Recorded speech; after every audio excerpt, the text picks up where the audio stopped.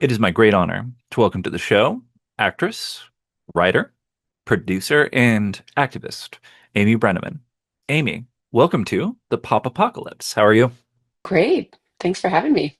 Yeah, I'm really been excited for this one.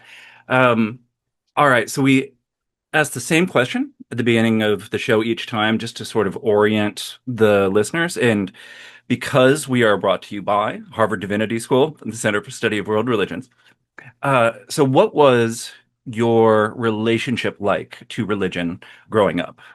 Did you grow up within a church, synagogue, what have you?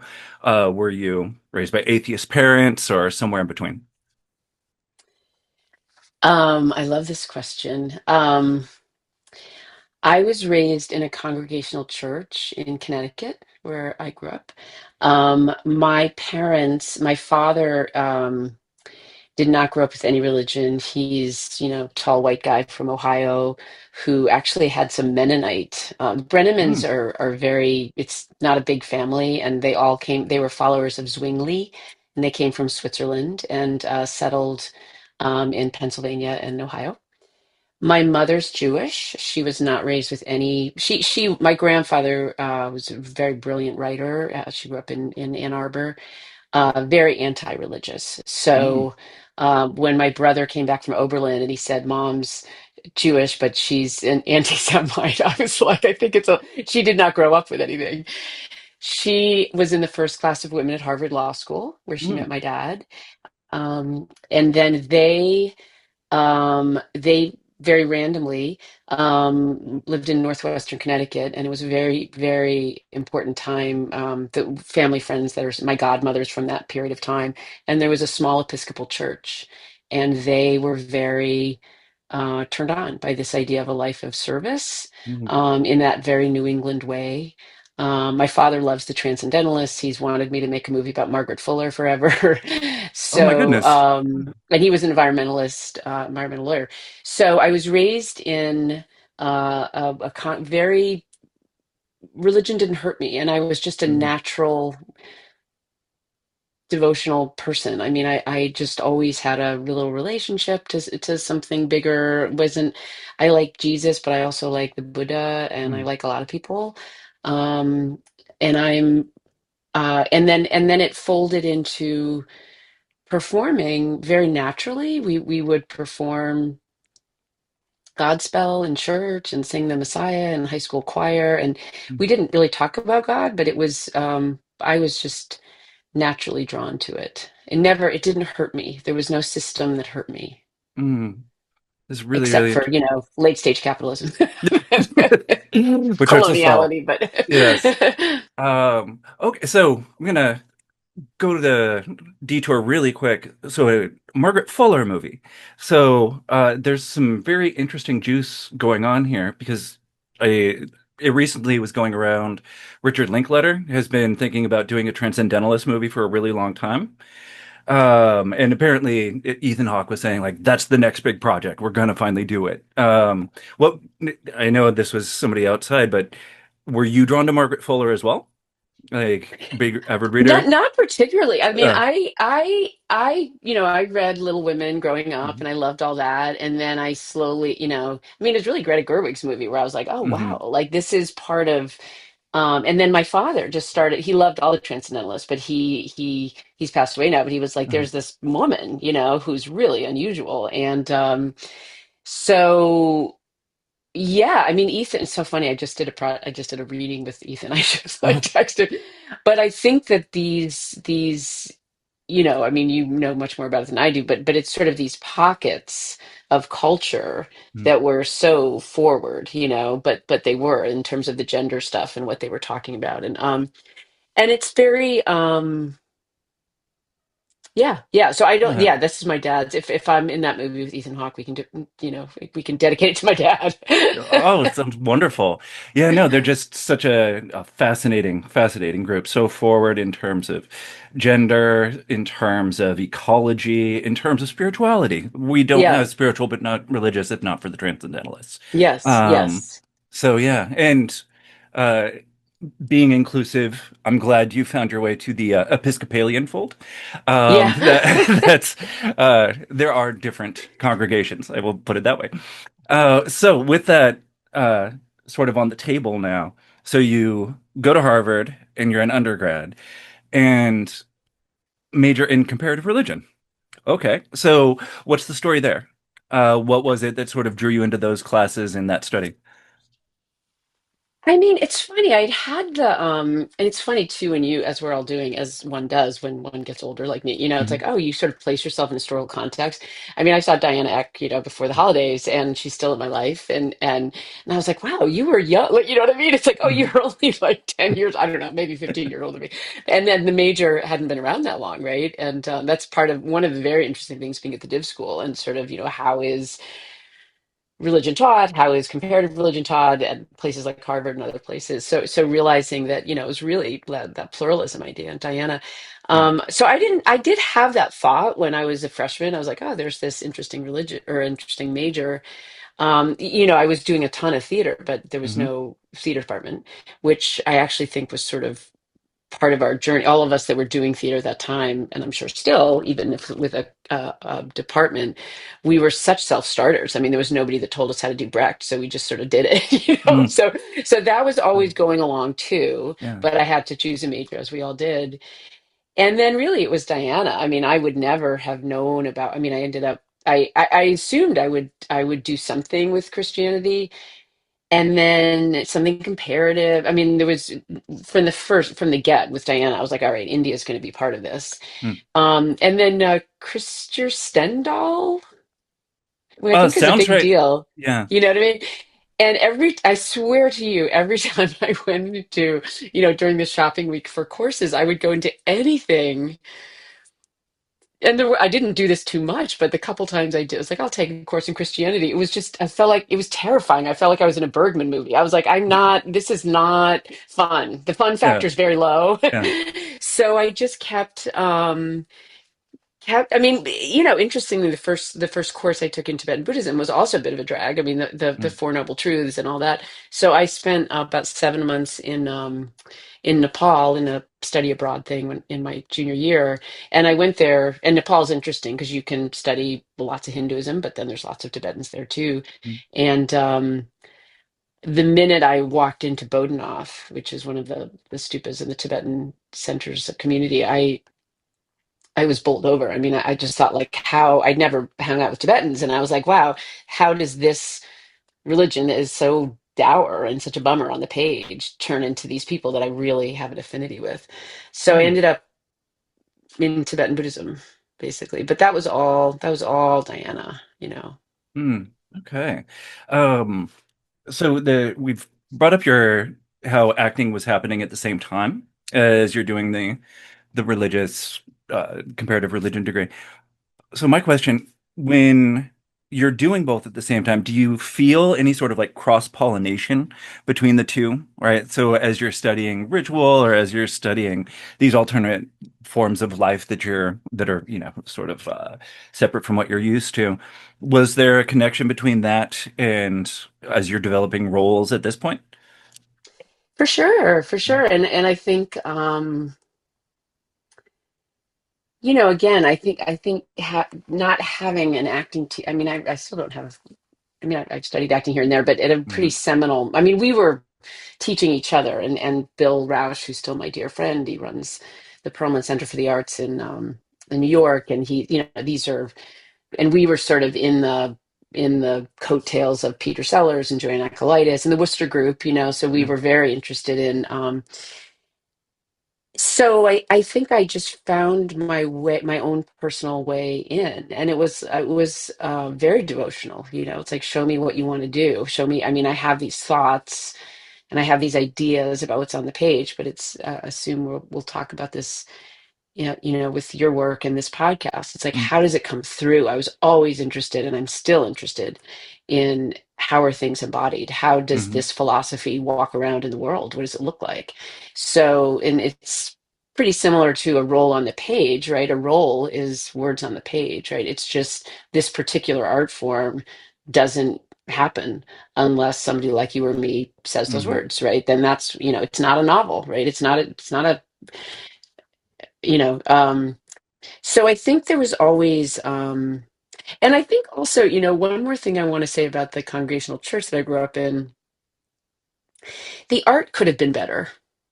Hmm. It just like the I just knew, and I intuitively I knew, like, all right, I like the reason you're doing this, right, we're gonna like strip out all the stuff that can get confusing, or big costuming. But for me, it's like I need a little bit of more of a I need more stuff. I need a little bit more ritual, a little bit more color, Hmm. a little bit more mystery. um so I've always been, so I think what's, I when I was looking around for, because my husband is also a half Jewish, half not, very much identified with being, although not practicing, but he does think of himself as Jewish. And I was like, well, we got these kids, and where am I going to raise them? And I really like regularity. I like ritual. I like community. I like, Hmm. so there was this Unitarian church in Studio City near us in LA, and I'm like, really sweet people. Like the art was so bad. Like there was a hymn by Emma Goldman. Hmm. I was like, no, no, So I was interested in these containers and these art forms that somehow really help to arouse new thoughts, new feelings. Hmm. There's it's like I am an artist and I am a spiritual practitioner, and they do go together. There's been a lot of people that are within the arts that are taking on Eastern Orthodox Christianity, and I think it's Yeah. because the art is actually so like gritty and rich and Yeah. sort of transportative. I mean, there's other stuff there like kenosis, but practically, but speaking to a Well, number it's of mysticism, right? I mean, yes. I and also like the way that they did communion, it was just so, it just was dry, right? I'm in Hmm. Stephanie Paulsell's class right now, and I love when Saint Teresa talks about, Uh, like, the prayer is dry, right? mm, And also as a female embodied person, it's like, yeah, like dry is just so good. And so, in my church, which is amazing people, I mean, and I do say it did not hurt me, and I mean that in a mhm, very, but we would do communion, and you wouldn't drink out of the same cup, and it was all very separate. It was all very separate. And the first time I went to my church, in Pasadena, All Saints Pasadena, and people were going to the rail and kneeling, I burst into tears. I was like, mm, oh my God. But I also knew intuitively, wow, if you were ever hurt by somebody that you knelt in front of, you can never kneel again. Like that's not, but I yeah. wasn't hurt by kneeling. So to Hmm. me, putting my body, and also I'm an embodied performer, like putting my body in different circumstances really was interesting and helpful, rather than it just being in my head about it. Hmm. This is great. It's- when I was sharing some potential topics with you before, this way of reading religiosity as performance and performativity has just been around for, several decades. And just to pull back the curtain momentarily, a lot of people associate religion with belief, right? Because of our Protestant sort of soil that we're in. It's belief, it's dogma, it's creeds. But performativity makes this invert, right? In Mm, order for something to come into being, you have to do it. You have to mm, practice it. You have to ritualize it. It's something that you have to do repeatedly. And one of the things that's interesting with performativity is that also leaves a lot of room for development and creativity. mm, Because as you perform something, it can change just a little bit, and then a little bit, and then a little mm, bit, and pretty soon you have something new. Whereas if you have a dogma, it's like that's what you have, right? mm-hmm, Um, so but this is the first time I, at least, have had the opportunity to talk with an actual actor mm. about performativity in this, right? So when you're studying religion, I guess I can ask this couple different ways, but do you see that sort of performative element, like as a scholar? So you speak to that experience of like kneeling and like drinking from the same cup. So is that something that really, just because of your background, is much more sort of emphasized in how you look at religion? Yeah, I mean, it's funny. I really came here to study ritual, Mm, and then David Holland's like, yeah, we're not really teaching that this year. I'm like, okay. But I'm a dramaturg. I mean, I'm interested in that. But to more the ritual thing, what goes through my mind, I do a lot of theater, and what goes through my mind is, you do it 8 times a week, and sometimes you really feel it, and you always can pull it off. Mm-hmm. But every take of a scene is different, right? The words are the same. So I think I love what you're saying about like belief. I believe a million things a minute, like Hmm. my brain is just chattering all the time, but my dad was a, sober alcoholic for 38 years, and it's like, you're good, just don't drink. Like that's Hmm. your ritual. Like don't have a drink. And I think that and my daughter has some special needs, and she's older now, but it's like she really didn't have behavioral stuff, but we were like, right up against other folks that did. And behaviorism is really interesting too. Like just don't Hmm. do the thing, right? Your feelings are going to do lots of different things, right? So I think that's sort of tied into it. And I Yeah. think there's a dialogue between outside and inside, right? Um, but if my dad was going to wait until he didn't feel like drinking, it was never going to happen, but he just knew there was another part of his container that it's like, don't do this thing that's getting you into trouble. So I let feel me. a million things. I mean, one of the interesting things is, and why I do tend to be drawn to the mist. Like I was laughing to my husband. I was like, because I'm I was going to try to take your class. I'm in Mm.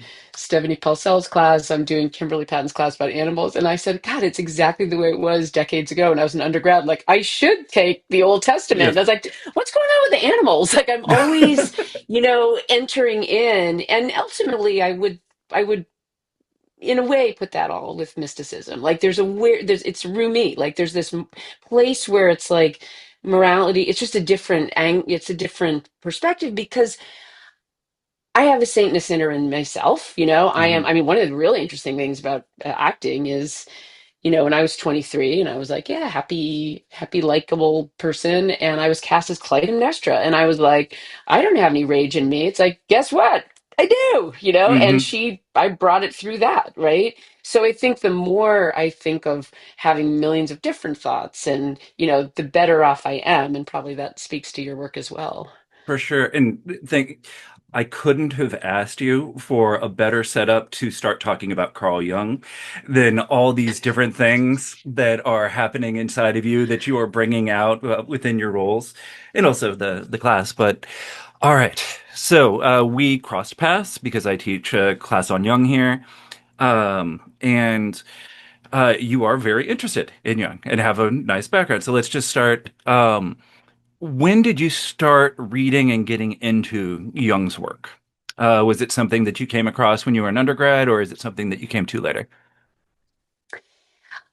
I feel like I brushed up against it as an undergrad, or even before. I had a friend sort of late high school who, I think Hmm. I read Memories, Dreams, and Reflections, right? That's Yeah, his, that's the right?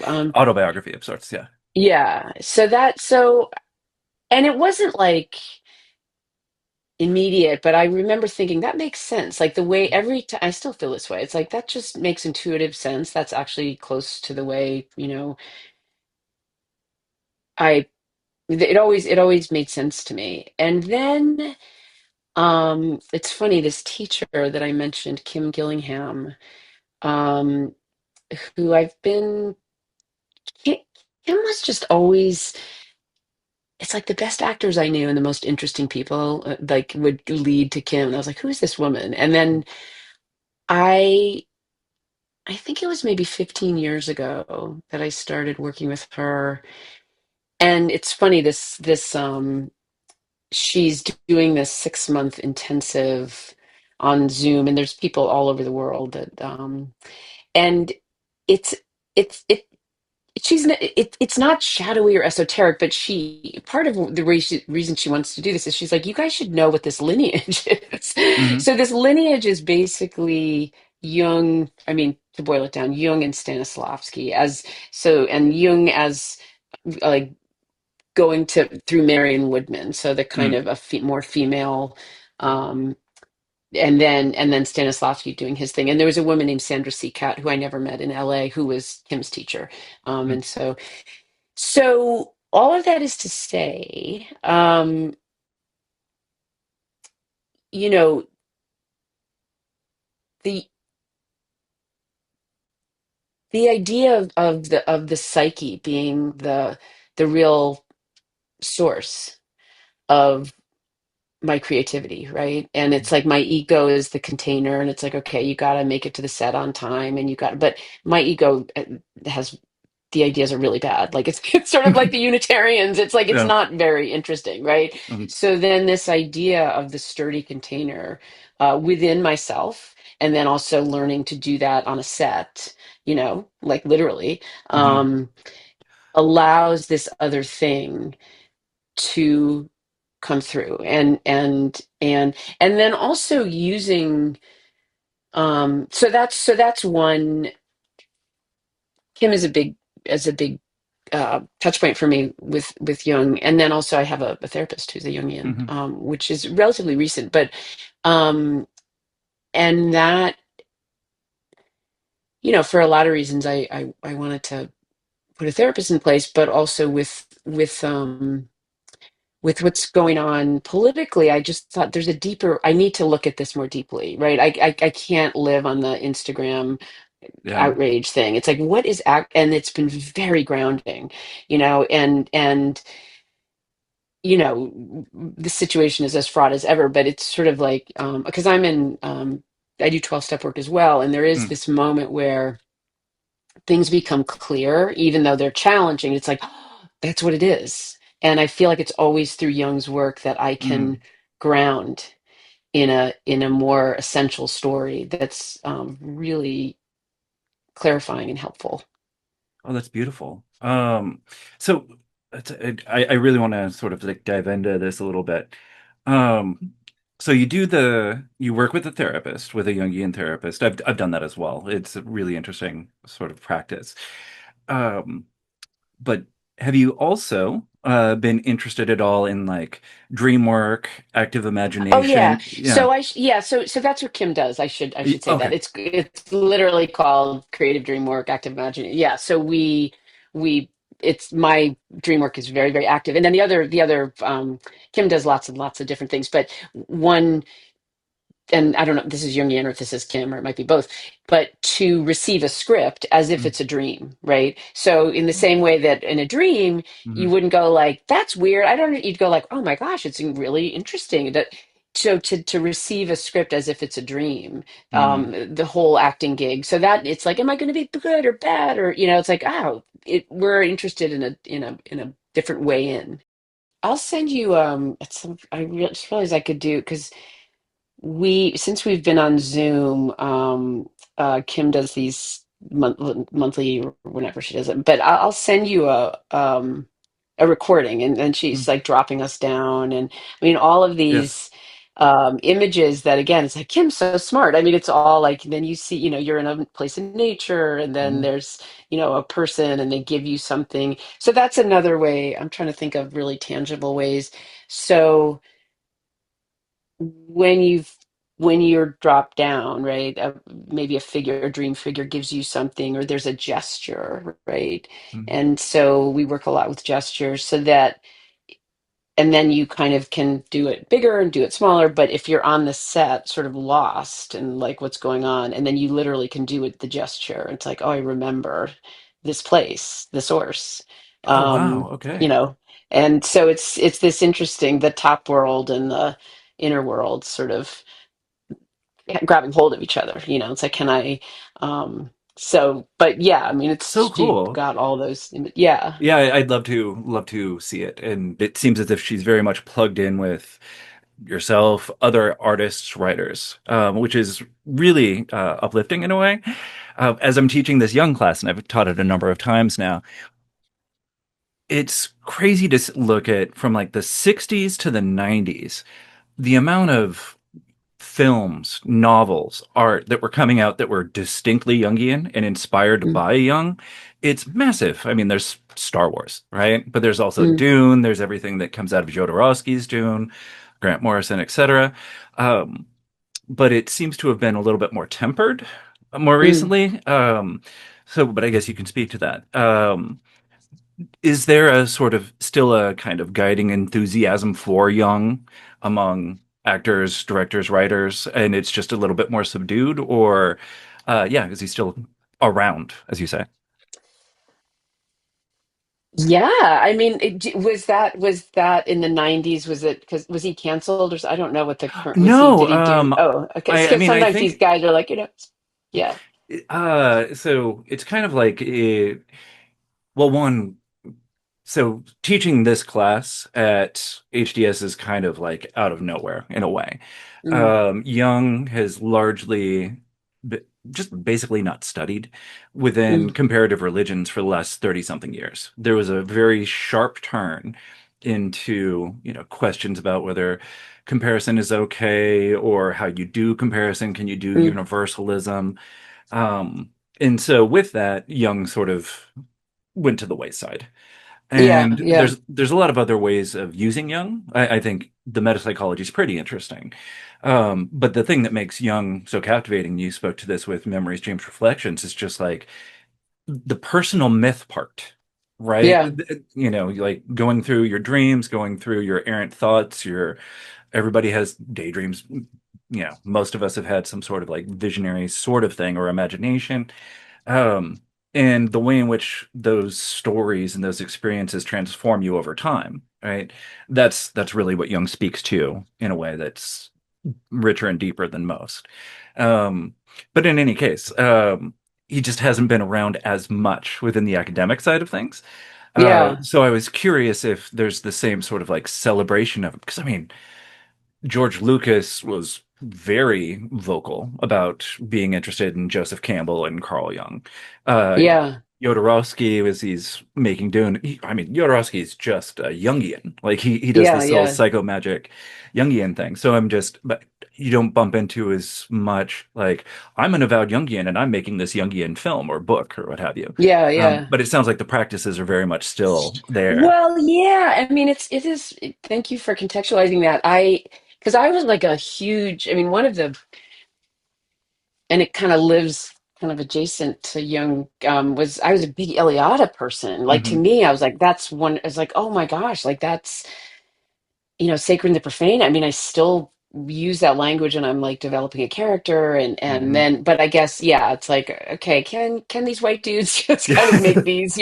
Yeah. I think they're, you know, I, I know academia has its own very important process. I think it's very like user friendly, right? It's very like, and I think that if, which is kind of probably the collective project right now in general, like, can we have room for, similarity or like, oh, Hmm. that reminds me of something I think we've had. It's funny, I was doing some reading this morning for Kimberly Patton's animal course and I literally wrote down, I was like, God, I feel like my project right now, and it probably is shared, is to knit back together some things that have been so atomized, Hmm. either by the scientific process or by, you know, um, this decolonial work, which is vital, right? To say, Hmm. do not, especially like there is no, um, especially if it's like a white dude, it's like, don't get to make the rule. We're going to make the rules together, right? And we're Hmm. going to have a very difficult conversations and exciting conversations. But I do think that moment of like, I, I, I mean, the kind of, empathetic imagination, is part of what I do. It's like so that, it's like, oh, this reminds me of something, and it reminds me. It's not just my personal experience. It's like, oh, like what is. Sometimes if I'm lost, which I usually am with the character at the beginning, it's like, what is mercy to this person? What is Hmm. heaven? What is, just really kind of big ideas that allow me to get past some personal details that are great to play with. But it's like, what is the architecture of this person's soul? So that's all language that, is probably pretty familiar to you. Oh, absolutely. Yeah, so thank you for that. The Eliade Young thing is it's fraught, right? Yeah. They both have some very tricky and not so great things in their past. Eliade more so than Jung. I just need to be clear on that.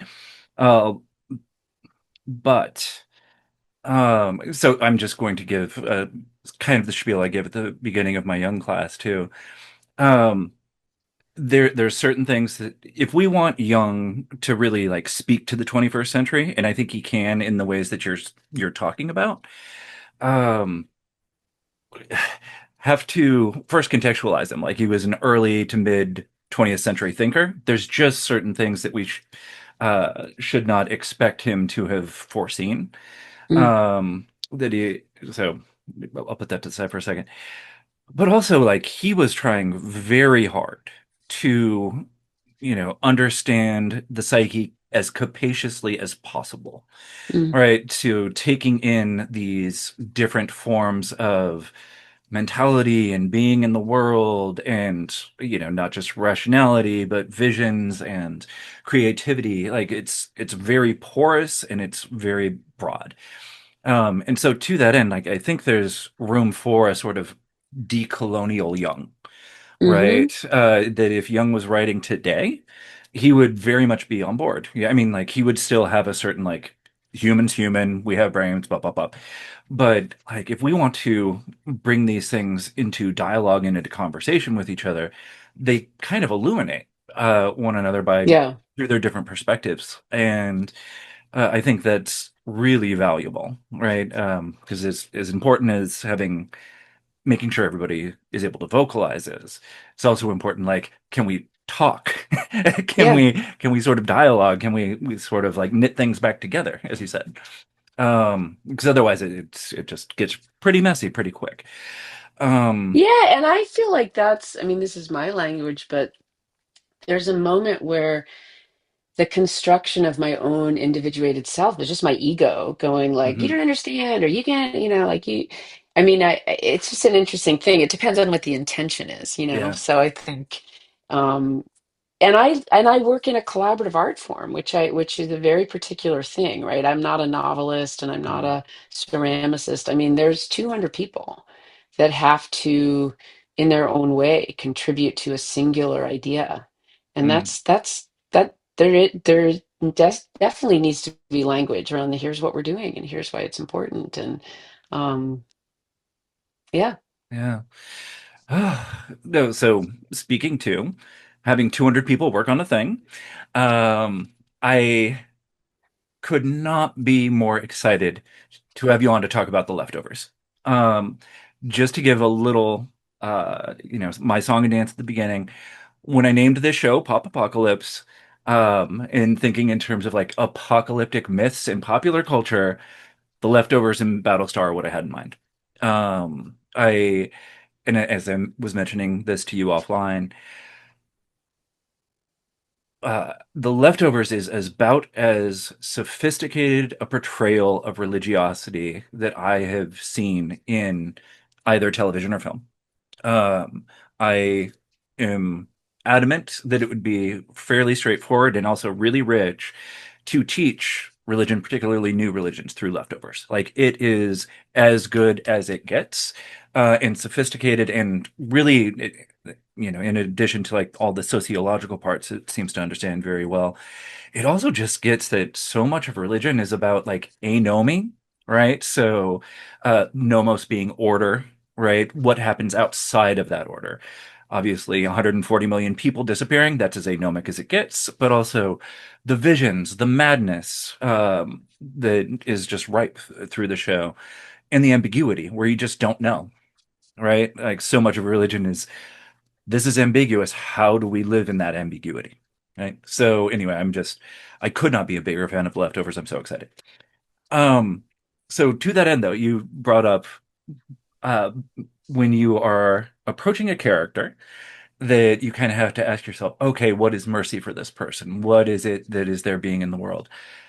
So just to start this off, how did you approach building Lori, particularly knowing maybe you only knew for the pilot, or I don't know if you would have known for the whole first season, that basically she had like one vocal line in the first season, really, like in episode 10, right? That's very, yeah. How did you go about trying to sort of put yourself in a character like, and wearing all white, right? So not presenting in these other ways. Like you're really sort of you have to convey a lot in expression. So anyway, sorry, I'm rambling, but like, how did you build Yeah, Lori? no, I love it. I would, yeah, definitely. I've thought about the leftovers so much being here. Um, and she does, well, remember there's the flashback Oh, episode. sorry, So you sorry. see Yes, yeah. her, you see that was important to all of us. Like you see them before, Um, you know. Um, so Damon mhm, Lindelof, I tease him to this day. So I was coming off of this Shonda Rhimes show where we were very glamorous, and it was this, wonderful experience, basically a soap opera. But I wanted to do something different, um, and Damon said, "Here's why you shouldn't do this job." And I was like, "Okay, why shouldn't I?" And he said, "It shoots in New York. My kids were not out of the house yet in LA. You cannot wear makeup. Like there's no vanity." And you have no lines. And I was like, of course, I'm in. Like, um, and then we really built it together. I mean, we had this wonderful, in the book, the wonderful Tom Perrotta book, who you should also have on this show, he's a Boston guy. Lori's pretty different. Um, she's wonderful, but she's like, I'm trying to think, like she doesn't work, which is not really here or there, but it just was a different feel from the get. So Damon and I sort of walked around Central Park this one day, and we sort of dreamed up some of the details. And I said, I think she should be a therapist. Because I think that I was really interested with this idea that a person who can comfort somebody or give them advice, usually that's based on past experience, some predicate. It's like usually when, what if you don't know what to say because this has never happened before? And I had that thought of like, which was so gratifying. I think we did this exact scene in season 3, which was years later. But mhm, I said, I just love. How did she get to? Why did she join this cult? Right? What prompted her? And I said, I can kind of imagine if she was just sort of a regular old, woman like me. It's like I can help people, and I can, she's a, in the mental health business, kind of like in Persona when Lee Volman mhm, stops talking, like that moment of like it's sand in my mouth. I don't know what to say, and I am going to stop talking. mhm, Um, so we really built her together. I mean, I will say very much that all of Leftovers, but especially season 1, we were without a net. I mean, we were mhm, without a net, and there's a beautiful thing to that. But then, like, we get these scripts. Like, I also didn't think of Laurie as the villain, but there would be these scripts. It's like Laurie shows up and everybody's really freaked out. We don't know what she's thinking, and I would say to mhm. Damon, like, "Well, I need to know what I'm thinking." And so we had this wonderful, each project is its own methodology, and Mhm, this was we crafted, and it would be in New York, and I was like, it's like I was a silent movie actress. I was like, just talk me through it, mhm, and then he'd say, okay, maybe, so we really, but then the more interesting answer to your query is, it really helped that I'm a theater artist, I'm a dancer, and I'm a religion person. So mhm, this thing that in television, which would be unusual, is to have kind of a person in white, and they're doing in theater. It's not so weird, right? I mean, you mhm, look at, Robert Wilson does it all the time, and I've, so I really thought of it as theatrical, mhm, in a way. Television is usually more quote unquote realistic, but this is weird. Laurie's theatrical. She's a mhm, theatrical presence, and just to allow the camera to take that in. But I was dealing with archetype. I mean, I was a mhm, fury, right? I mean, I was right mhm. out of the Greeks. I mean, like, Yeah. so different things would pop into my mind that were much more from the archetypal world, and then I could ground in that rather than like, this is weird. Why would a person do this? Just to allow, it's almost like Alvin Ailey dancer, like just Yeah. allow that archetype and the poetry of the visual. So I have to thank you. So when you speak to letting the archetype come out, how does the sort of connection between your character and the archetypes come to you? Right? Is this something that comes from practices? Is it something that just is an errant thought? It's in reading. Um, what is it that makes it so it's like, oh, this is what's animating my character? I mean, it's kind of all the above, you know. Hmm. I mean, I can't remember the work that I did with Kim on this, but you work on the script just like a regular old, acting coach. But Hmm. then, but then this is what happens all the time. Then you get to the set and it's like, wow, that thing we thought of is totally dry. Like that Yeah. me. So then you have to just be, I mean, I'm pretty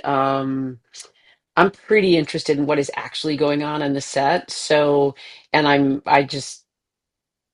pretty responsive, right? So it's like, oh my God, that extra over there. Like I had this this is cutting too. There's so many leftover stories. But Mhm. when we were shooting in Australia and there's this big, I think it's my final scene with Justin Theroux, and it's really emotional and it's really long, and Mhm. we weren't in the outback, but we were not in, Melbourne anymore. And I remember looking at him and we were having this really intense scene, and out of the corner of my eye, there was a kangaroo who Hmm. was like not on the set, but not, I mean, and he was just kind of watching, and I was like, oh my God, like that is hilarious. Like that is such a dream moment, right? Yeah. So I think it's that kind of thing, like rather than going, that's odd, it's like, it's all a dream. It's all from Yeah. that when they say action, it's like, wow. And the way, and I think the dream work is so helpful because the kind of, um, almost childlike innocent interest. It's like, oh my God. And then there was a car and then there was a frog. And, the Hmm. ego, the dreams confound my ego. And I'm just participating in it. And I think the more that if I'm in that flow, then Hmm. to your point, I'll definitely have a thought about it from prep, but then that will go away. And it's just more keeping the channel, the Nice. just keeping the channel open to the Nice. archetypal energy. I mean, we Hmm. talk about that way. Yeah, Wow. that's You the talked about language it. You talked about that's that the on the language set? we use is, well, yeah, well, in the Kim work, it's like Okay. we Yeah. do all of this work to soften our somatic system but it's so that we can be open to the archetypal energy. And then when the piece of work is done, we close that archetypal energy because it's hard. Mm. You don't want to walk around the world, No, you with that don't. open, So we're very conscious of welcoming it and doing what we can to communicate that we are an open vessel. Hmm. Um, do the work, but then close it on up and drive home like a regular old person. Smart. You don't want Yeah. to let archetypes out and not put them back. No, I asked that question also because especially, the season one is set in the same place as the novel, right? And then two and three, like it develops in this very different direction. And not different, but like it makes sense, but you change states, right? And you start to have a lot more of the archetypal, Jungian, mystical stuff starts to come out. With all the characters, but like Justin Theroux's character, oh my goodness. And then his communications with his dad. Yeah. Um, so I would have just been very curious, like, where did those ideas come from? Like if I don't I know, man. I mean, that was Damon and this woman. He did have a writing room. They just let them say, oh, well, Reza was around. Reza Aslan was mm. around. Oh, that's right. And Yeah, he's a consultant on the yeah, show. yeah. Yeah. Okay. And that was, I think, really, in terms of the messianic stuff and the way these moments and movements get constructed. I mean, that's one of my favorite Laurie aspects of that was when I make up a religion featuring Yeah. my son. I was like, Hmm. people obviously need a religion. Let's make it up. And because I'm a psychologist, it's like I kind of know if people need a hug, if they need a magic hug, let's tell them this is a magic hug. So Hmm. it's not cynical, but it's very self-conscious of using what I know goes into a religious system.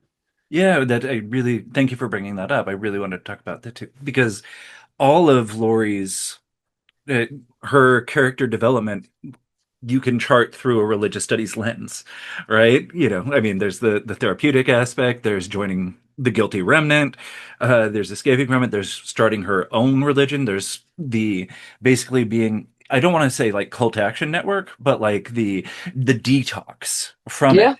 And then eventually the oh, well, these with the sort of going on the internet and looking up people as they come in and it's like you're speaking to the spirits, their spirits are trying to speak through this person to you. Oh, but that's I'm just communicating with a headset, that sort of thing. It's such an interesting sort of set of arcs that she goes through, but it all lends itself to religious studies analysis, I'll put it that way. So I hope you got to bring your religious studies degree into the role. um, I did. Well, I, yeah. I also think what the one of the joys, many joys of playing Laurie, but there were definitely times in well, also the one more thing I'll say about the first season, and it's interesting in this time of sort of creating with AI or kind of deciding like, okay, this should be, a bright sunny day. People doing a lot more with like set deck and green screen and stuff. Mhm. That whole wintry thing, that was just because we were in a polar vortex. That was not supposed to be as snowy and Oh, dark. really? No, I mean it Oh. was like but it became this incredible character Hmm. of this frigid, me walking around in a nightgown in like, 20 degrees. I mean, that's what I mean about embodied. So Hmm. I mean, actors talk about this all the time, direct everybody, but you're sitting in your cozy little room and you're working out, okay, this is how I think the scene's going to go. And then you show up and there's a kangaroo or it's 20 degrees. And it's like, so what you're, and then I think as you go and you want to be a good actor, and the good actors that I know that are beyond me do this, it's like this, the camera is going to capture me contending with this. Like, this is part of the dream. Hmm. So for me to hold on to my old ideas, right? I mean, that's like, like we are surrendering. The whole thing is a big surrender. But I also think what I loved was, um, it's really gratifying. I've had this a couple times, well, one other time that I can think of, but in the second season when I'm speaking, Hmm. and then I show up to Justin, my ex-husband, to help him out, and I basically explain the first season. It's like, oh yeah, I'll tell you why I wasn't talking, and I was in a psych. You know what I mean? It's Hmm. like to have this extreme character, and then to be a regular old person to go like, oh yeah, yeah, no, I'm the same person. I'll explain exactly what I was thinking. Is so It's so Damon, it's like these big swings, these big brave swings for him as a writer and the actors, but then having the articulation. It's like, no, I'll tell you exactly what I was thinking Hmm. is really satisfying. Nice. Oh, whew. Yeah. I mean, I don't want to take all your time by talking about the leftovers, but I just thank you. I could not love that show more.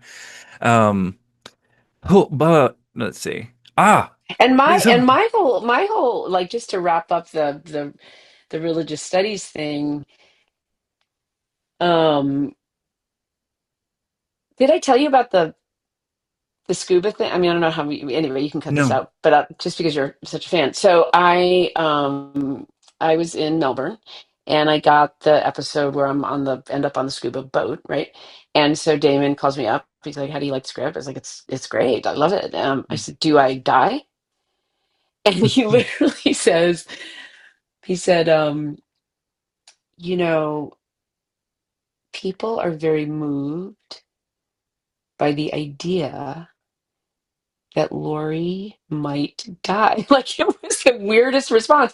And Mm, I said, okay, I have to shoot this tomorrow. Like, do I go into the water intending to kill myself? He said, yes. I said, great. okay. So we shot the scene, and then the next day he's like, well, now I can tell you. And basically he told me the story of, because Lori was supposed to die. And then they were trying to break the rest of the season and the rest of the show, and they were stuck. They just were Mm, stuck and nothing was moving. And so he came in one day and he said, maybe Lori doesn't die. And everyone burst into tears. oh, And wow. I was resurrected. But this Yeah. idea of like the story didn't want to go that way. Just such a sweet story. And then for me, and again, getting back to religious studies and these different, the mysticism and the false prophets and all the stuff. And then that last episode, I always said to David, like, oh my God, it's like the end of 2001 and the baby. Hmm. It just comes down to love. Hmm. Like these characters just express their love for one another. And for Lori in that final, before I get on the boat, it's very Pilgrim's Progress. I go around and I talk to each character, and each character says, and I think I'm going to kill myself. And rather than saying, no, I'm going to save it, I give them the dignity. I'm like, okay, I love you. Hmm. We're out of ideas. We're literally out of ideas. So I think that, again, like Christianity and blah, blah, blah, and then you read what Jesus did. It's like, oh, he just really loved people, Hmm. just really cared about them. It can all be pretty simple, right? Yeah. Yeah. Oh no, that's wonderful. And it also just kind of loops back to the earlier question on like performativity, like this idea that once you let the role or once you start to do the thing, it has its own energy and its own agency. And uh, the character, guess what? The character is going to be alive, right? You try to put Lori to death, nope. It just Yeah. has to come back, right? Yeah. Which is, Well, in that way, you start to, listen mhm, to the psyche, to the source. It's like, what do you want me to do? And to your earlier question, how do these impulses work and kind of spiritual practice and acting, creating? If I'm on a set, I was a track. I actually never, I don't know where this image came from because I never was in a relay, but early mhm, on, and this still comes to me where, especially if I'm kind of nervous or there's a vibe on the set and they're going to run, call action. And I always like have this sense of like passing the baton to something bigger than me. Like, let's just take it. I don't know how it's going to go. Right. And that's the joy of it. But so there's this, yeah, there's a sense, when it's cooking, it's like, okay, take, and also the other thing too about long running shows or I was in this movie years ago called Heat that Michael mhm, Mann directed, and Michael's famous for like, I mean, you can't even, 50 takes, 60 takes, I don't know. You burn through, here's what people say, all of my ideas are mhm, burned through in like the eighth. How many ideas do I have? About 8 takes, and then yeah, and then you just keep doing the practice. You keep doing the ritual. You say the same lines, and it's just a really then by the end you're worn down or something new. I don't know. I mean, Michael would go for days. yeah, Point being that you just keep doing the thing. mhm. As You a fan of just keep Heat, that doing. does check out though. The, uh, yeah, no, I mean, so there's certain things that I need to ask you on the show, and there's certain things that I'd ask separately, but like, the between NYPD Blue and Heat, that must have been kind of intense to just go from like I'm working in theater, etc., to like huge. And then judging Amy, it's like you're on this show that has like 10, 15 million people watching it. I guess I can actually make this a religious studies question, now that I'm thinking about it. Um, we use the language of like stars, right? To talk about celebrities. And of course, if you go back into the ancient world, what are stars? Stars, people understand them to be gods, right? Mm, Like deities, titans, what have you. As somebody who's like, oh, okay. So as somebody who is like really sort of introspective, and knows psychology, what is it like to just suddenly be like, wow, I'm very famous? Like yeah. I have a lot of eyes on me. Like, how does that transform your just experience of being, I guess, to have that major, like, sort of social shift? Yeah, I mean, I think I just like to create and do stuff. I like to be employed. I like to play tennis with really, a good, like okay, if I'm going to act, like let's act with De Niro, but I never needed to be a star. Uh-huh. So I didn't, I've always held that pretty lightly. Same with like beauty or vanity. I have two older brothers. I have like probably around that era, I was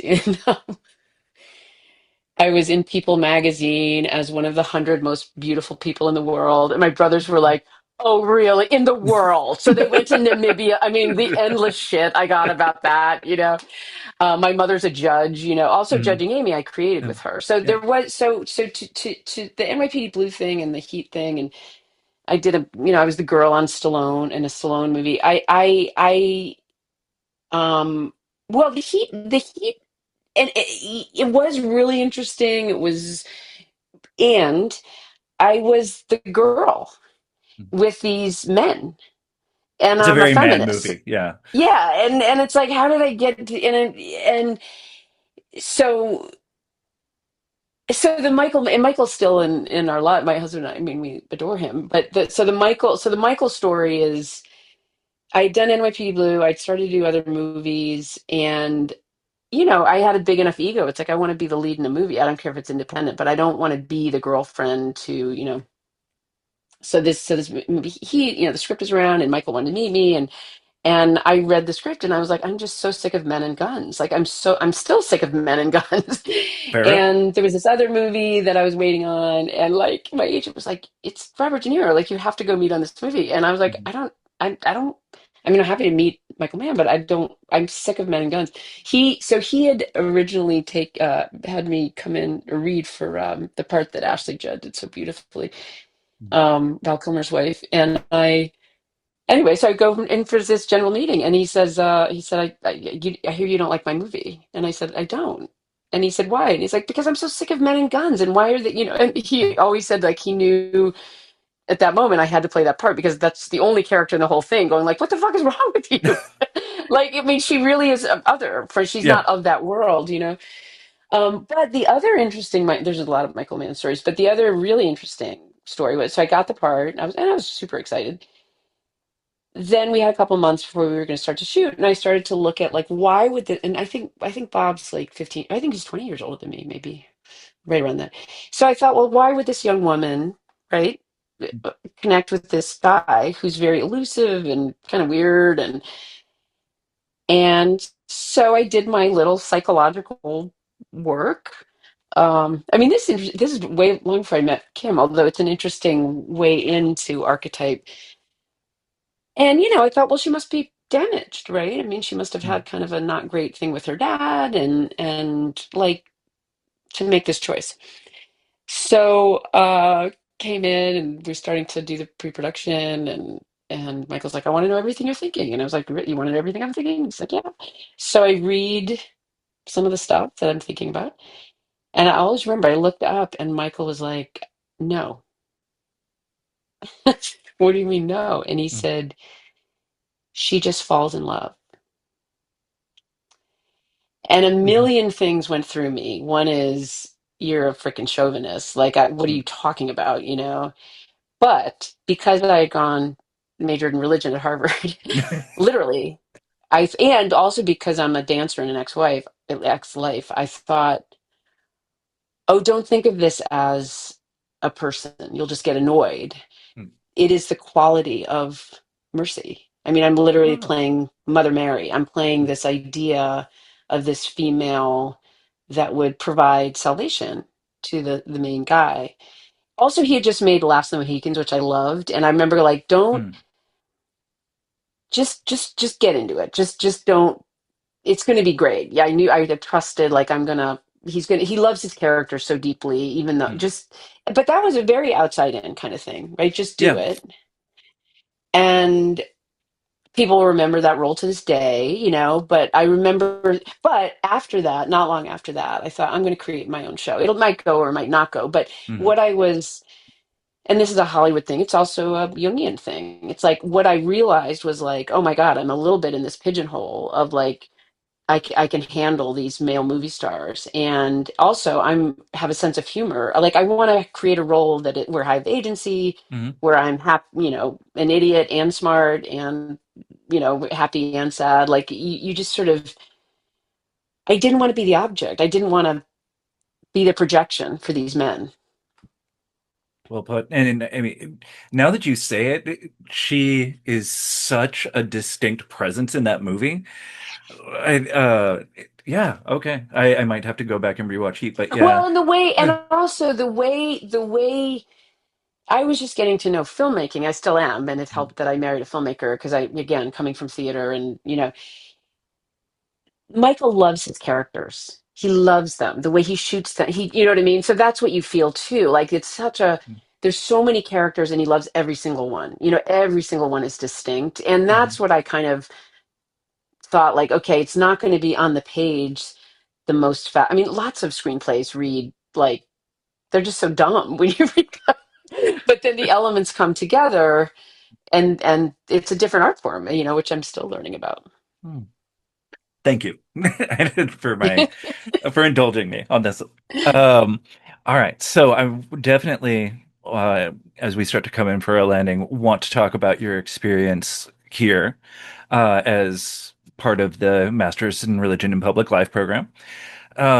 But first, let's just start with the story, right? So, what is it that sort of brought you in, inspired you, uh, sort of grabbed you, and made you want to come and do this at this stage of your life?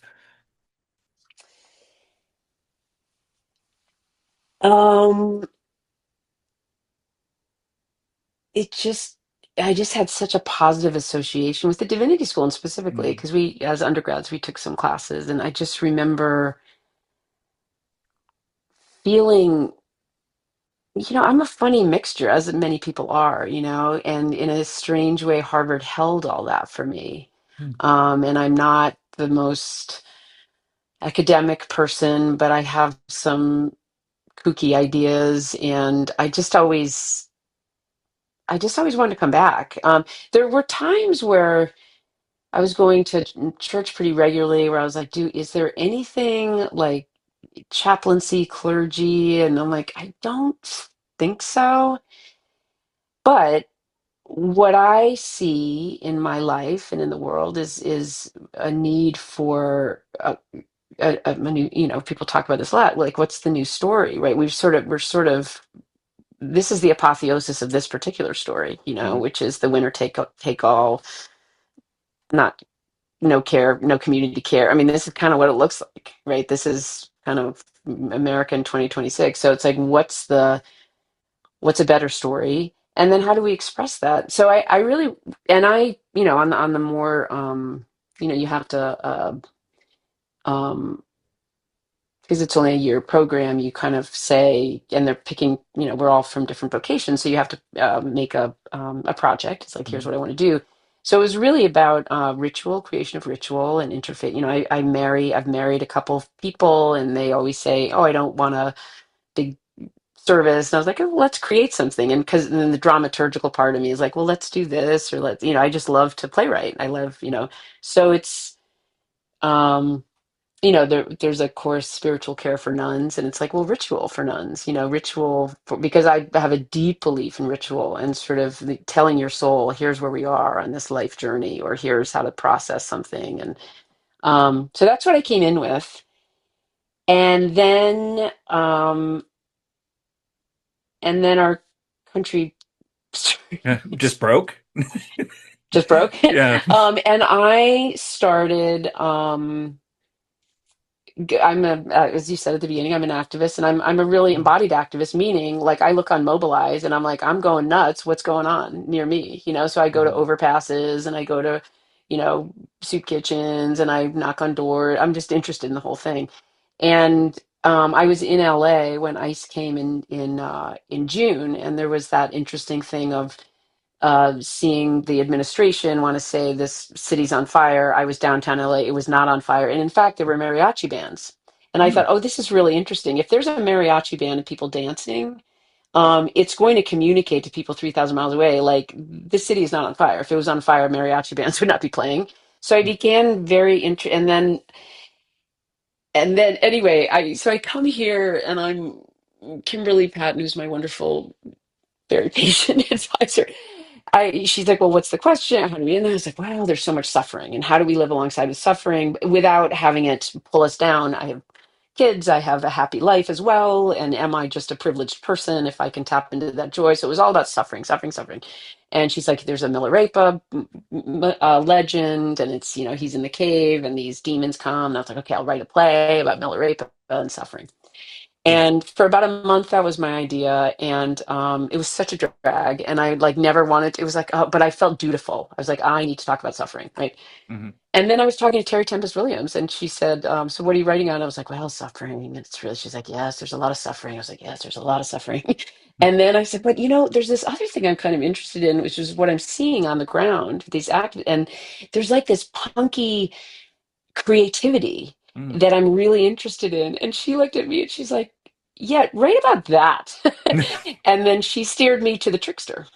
Oh, So okay. I'm writing about the Trickster, and Kimberly was like, I don't know what you're talking about. And then in October, or before, yeah, right around then, I was like, she's like, are you writing about the inflatable frog? I was like, yes, I'm writing about the inflatable frog. Like whatever that is what I'm Mm. writing about. So I'm writing about, you know, today I'm going to fold in Bad Bunny. It's like, what is that? What is this? Because the logic of a binary thing, it's like win, lose, I'm going to crush you. And then, but I'm a creator. Hmm. So when I think about Trickster, I get more creative. I was like, use wit, use whimsy, use Mm. whatever you got. But this dialogue is a closed loop. And I mean, I was just reading this Bad Bunny thing. It's like he just decided to have his own conversation. So Mm. I think, and because of that, you open up channels to the unconscious, Mm. So we're not, and also Trump himself is a bit of a trickster, right? And so he was messing around, and then people like me were pearl clutching, and it's like Mhm. now I'm not as pearl clutchy. Now I'm kind of thinking more in, um so that's what I'm writing about. That's so I cool. joined a brass band that A mariachi is band? really, Sorry. no, they're here in Boston. They're called the BAM, and I do not Oh, play a brass instrument, but I bring a drum. very cool. If you have any performances, we are happy to broadcast those. Um, yeah, I mean the Trickster, such an interesting sort of archetypal figure in just subversive body, right? Like Bawdy. Just whatever you think the world is, it just upsets it, and just sort of starts to poke holes in what you take for granted. Are you reading around in sort of myths of the trickster and the literature on it? I am. I mean, I would Mhm. love your suggestions. I mean, I'm pretty into Lewis Hyde and his whole, because that has sort of that modern thing. I'm interested in the alchemy too. I mean, I know Jung is a big Yeah. alchemy person, and that's part of the trickster. But anything you might, Well, yeah. this is a little different, but it's also just like one of the great books that's on the trickster energy. George P. Hansen's The Trickster and the Paranormal. Just Oh, yeah. I like it. Yeah, and the sort of fundamental argument is that what we think of as the paranormal, whether we're thinking in terms of like monsters or telepathic energies or aliens or whatever it happens to be, it's really sort of like this activation of the trickster archetype or the trickster principle, because what it's doing is taking our taken for granted scientific explanatory causal explanation of the universe and just turning it over. It's just showing us it doesn't work. Like there's holes everywhere. Anyway, but it's also just good at sort of illuminating the different characteristics of this sort of trickster phenomenon or trickster energy. Um, That is just a worth, great suggestion, and I feel like that actually taps into the art in the Congregational Church. Like there's this, and again, the amazing, amazing people. But in terms of liturgy and archetype, right, there is this thing of like the rational mind putting together ritual, and it doesn't go deep. It just no. doesn't tell the whole story. Um, and so I think in a similar way, people like me and the smart people, we're like, using logic, right? It's like there's peace and prosperity for 80 years, and and then meanwhile there was this other thing, and all of that is true, but there was this Hmm. other dialogue. I mean, one of my brothers said, when Trump got elected the second time, he's like, it's time for the artists to brush off their absurdist tools because we're dealing with absurdity, Hmm. and that's okay. So we were having the different, we weren't talking the same language, and I feel like when I started to go to these things, when I would see, when you saw that inflatable frog, I was like, oh, that's the language of this conversation. Um, and yes, there's logic and laws, and all those people are doing those things, and I bow down to them. I'm a Hmm. creator. Like Lisa, I've knocked on doors and I've done. I will do whatever I can to right the ship, but it's like I think I should throw picnics and bring puppets. Like I Yeah. think I have a different thing to bring to this community care thing. I think there's wit. I think like Hmm. it has allowed. I think that's what Terry saw in me. I think it allowed me, like, rather than being up here, here's my duty. It's like, what is my gift? And I have kind of these odd little gifts that I could bring to bear. Beautifully put. I mean, the world could use more sort of picnics and puppets, for sure, especially at a time like this. But genuinely, like I really appreciate the battling what is happening with the absurdity, right? Because that is as effective a weapon as we have right now. Um, okay, so I've taken up quite a bit of your time, This is amazing. Oh, but well, I mean, yeah, I just sorry, I'm going to say the other thing. I mean, we're speaking to Jung, right? And one of the ways of reading and understanding Jung is like he was raised by a village parson. Like it's mm, as Protestant as it gets.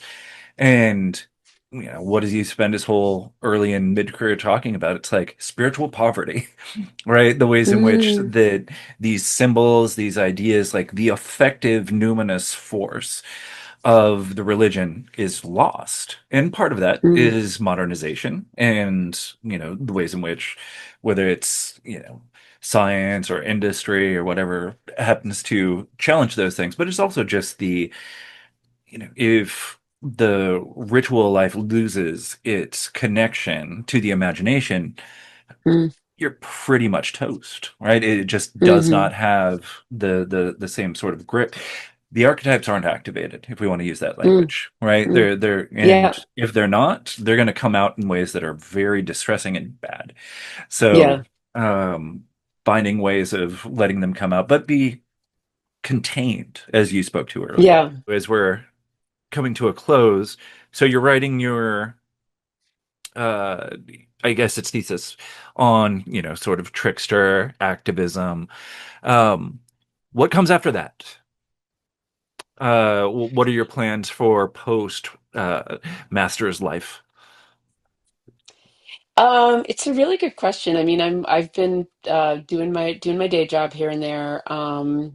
Did a movie in Utah, which is just this kind of movie came up, so I took off and did that. I'm developing TV shows. I'm developing a play at the ART called Overcome, which I wrote, which is about being my daughter's mom. It's about ableism, essentially. Like my daughter Hmm. has a very rare chromosomal thing, and sort of the journey of that. Um, and then I don't know. I'm smiling because, like, I love what I do, and if a great job landed in my lap tomorrow, I'd be so excited. But I've also been doing it a long time, and the culture really needs some help. So I'm like, wow, what? I'm very open to like a wonderful gal who's at the Div school has these two friends who are clowns and they're coming. And I went down to New Haven to see this one woman's show, who's a clown, and it was so great. Hmm. It was a new kind of thing. And so, obviously, me doing leftovers, I'm very interested in new art forms. It's Hmm. like so I definitely think of theater and staying active, but my time here is definitely giving me ideas. Um, and I think one, that the the Bad Bunny performance was so interesting in so many ways, and I've really enjoyed reading about it. But the great thing is it was blast. Like this, art Mm-hmm. is inclusive, right? Art is really you see people wanting to politicize stuff, and they do sometimes, but it's also like when something works, it's just kind of attractive, right? I mean, he Mm-hmm. plugged into something very deep, and so I'm very proud that that is my vocation, you know. And I think there's you know, like my Bill, who I met here, and is directing. It's opening on Broadway. It's called Cats the Jellicle Ball, and Mm. he did a production of it at the Perlman last or a year or so ago. And he, you know, I went to London and got Sir Andrew Lloyd Webber to sign on to it, and it's set in the world of ballroom, like voguing, like ballroom dance, like so these incredible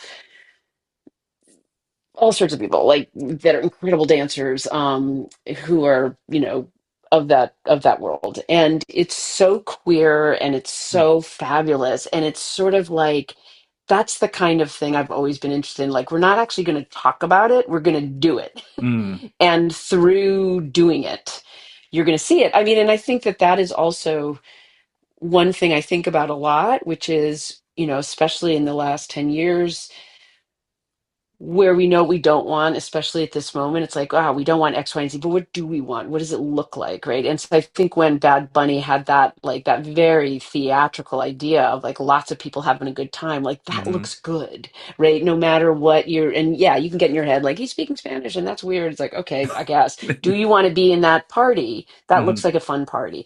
So I do think about, like, all jokes aside, about like picnics and puppets, but I think there's something in my soul about like clowning, like something to lighten us and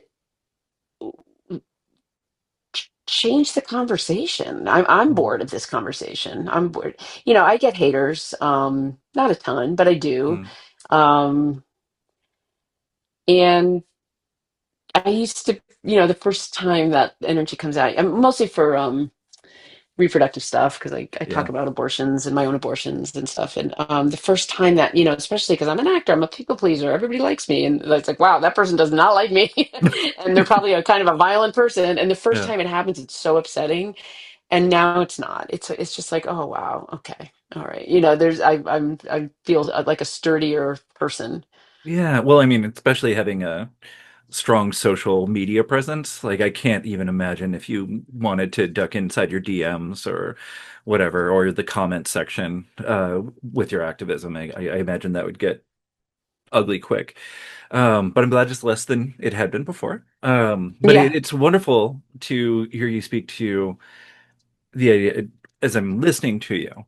It's the idea of constructing something, right? So yeah, within, well, there's political discourse. We talk about it in religious studies all the time too. Like, we have been through decades of deconstruction, and it was very essential for political and colonial reasons, and so we can go on and on and on. Um, but now what, right? Like, we still need to construct something. Like, otherwise you're just, in a hellscape, right? If everything's just yeah, been deconstructed. yeah.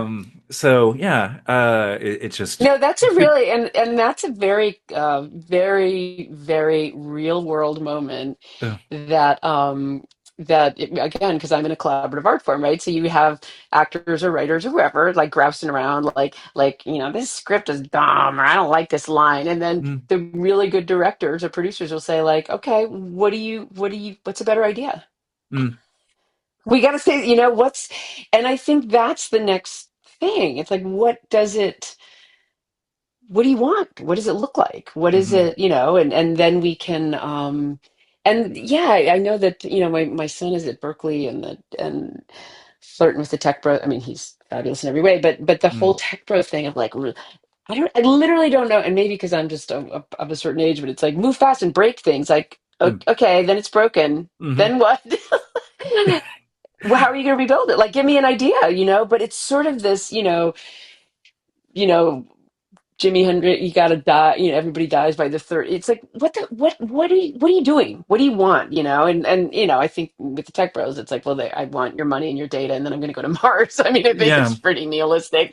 the meek shall But for inherit the the rest of us earth, that will right? be here, Yeah, we're just gonna be sitting um, but here. yes, I Oof. think that's a great reflection. I appreciate that. I am interested in constructing. No. Well, Amy, thank you so much for coming Oh, what on a the Pop Apocalypse. joy. Yeah, I could not have enjoyed this more. And while you're here, I'm happy to talk more. I will inside baseball with you on the leftovers as much as you want, but also Oh. the young stuff. I'm very excited to hear about the Jungian practices and the way in which it's seeding your work and sort of Hollywood work writ large. That's really, really exciting. But thank you for your time so much. Thank you for having me. This was a Okay. blast. Take care. Okay.